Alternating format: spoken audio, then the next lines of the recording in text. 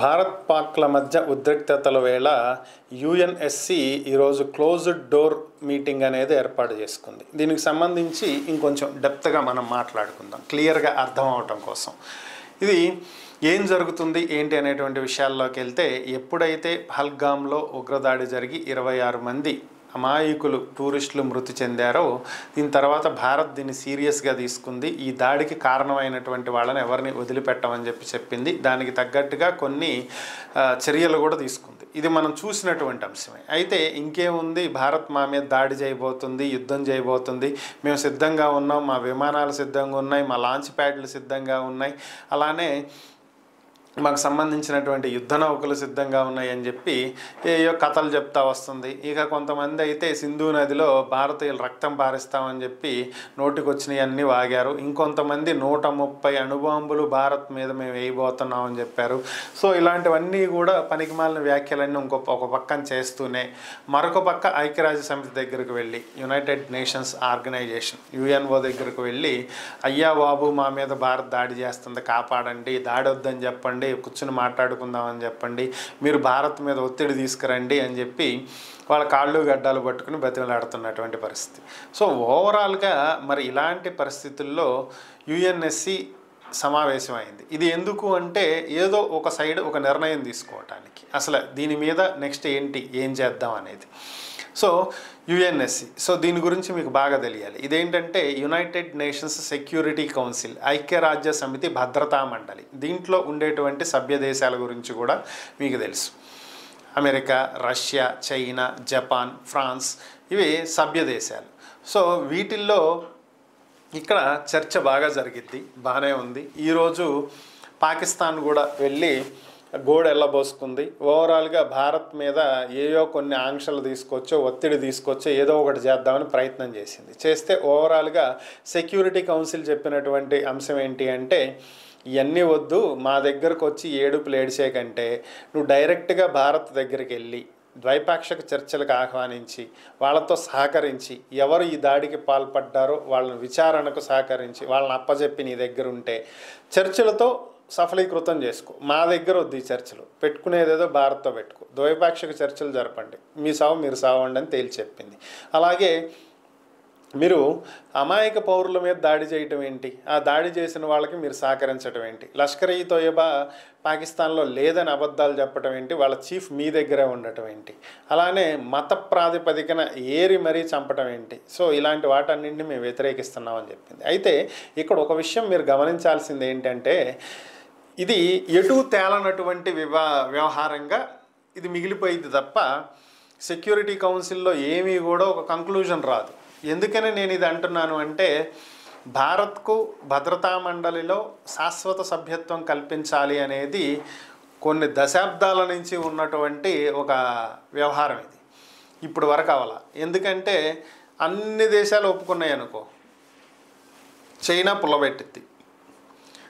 అలాగే పాకిస్తాన్కి కల్పించాలని చైనా ప్రపోజల్ పెట్టింది అనుకో, రష్యా రిజెక్ట్ చేస్తుంది.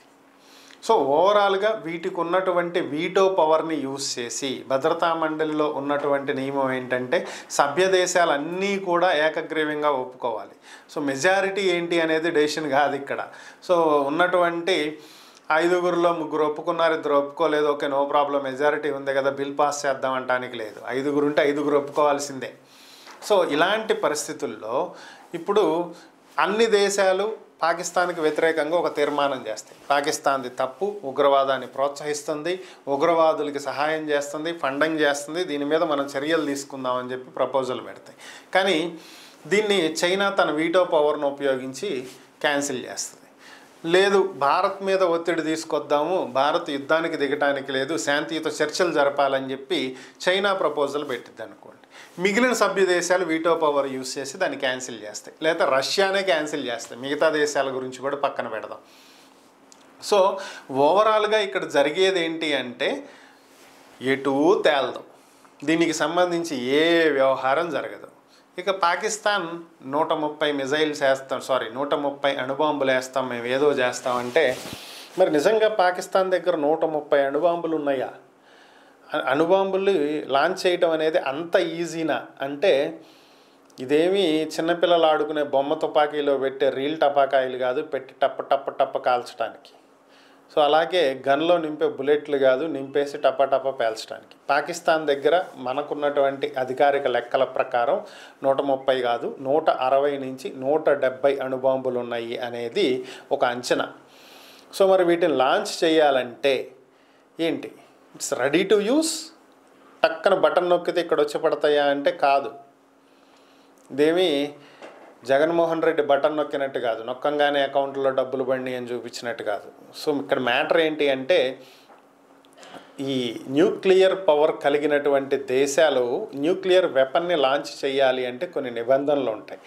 భారత్ తనకి తానుగా పెట్టుకున్నటువంటి నిబంధన ఏంటి అంటే నాట్ ఫస్ట్ యూజ్, అంటే మొట్టమొదటిసారిగా భారత్ ఎవరి మీద అణుదాడి చెయ్యదు, తానుగా ఎవరి మీద అణుదాడి చేయదు. తన మీద ఎవరైనా చేస్తే అప్పుడు చేస్తుంది. సో పాకిస్తాన్ దాడి చేసే వరకు కూడా భారత్ అణుదాడి చేయదు. సో ఇంతవరకు క్లారిటీ. మరి పాకిస్తాన్కి అలాంటి నియమ నిబంధనలు ఉన్నాయా అంటే లేవు, అలాంటి ఏం లేవు.